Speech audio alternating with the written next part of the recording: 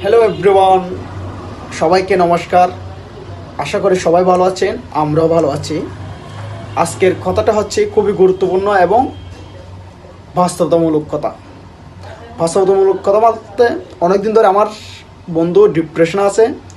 আমি তার ফেসের দিকে তাকাইলে আমি সব কিছু কেন জানে আনেজি আনেজি আমার ফিল হয়।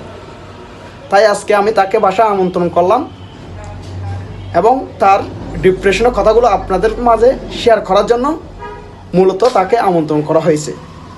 বন্ধু, বলো আপনার ভিতরের ডিপ্রেশনগুলো আমার অডিয়েন্সদের জন্য শেয়ার করতো। আসলে যেটা বলতেছে, তো এখন এখন মনের কষ্ট, এখন আমি চিন্তা করছি বলবো না কাউকে, তাও বলতেছি কারণ মনের কষ্টটা নাকি শেয়ার করলে নাকি আনন্দটা মানে মানে আপনার যে দুঃখটা আছে ওইটা একটু একটু নর্মাল হয় ওরকম আর কি। তো আসলে আসলে সত্যি আমি অনেক দিন ধরে একটু ডিপ্রেশন আছি, কিন্তু আসলে এমন ডিপ্রেশন একটা মানে পড়ছি আমি, যে ডিপ্রেশনটা আমি বলতে পারতেছি না, বলতে পারছি। যাই হোক, তো আজকে ও যখন বলতেছে আমি ডিপ্রেশনের কথা বলতেছি, আসলে অনেকে হয়তো ভাবতেছেন এখন যে আমি ডিপ্রেশনটা হয়তো কোনো মেয়ের প্রতি ডিপ্রেশন, আসলে ওইরকম কিছু না। ওইসব প্রেম ভালোবাসা আমার দ্বারা আসে নাই।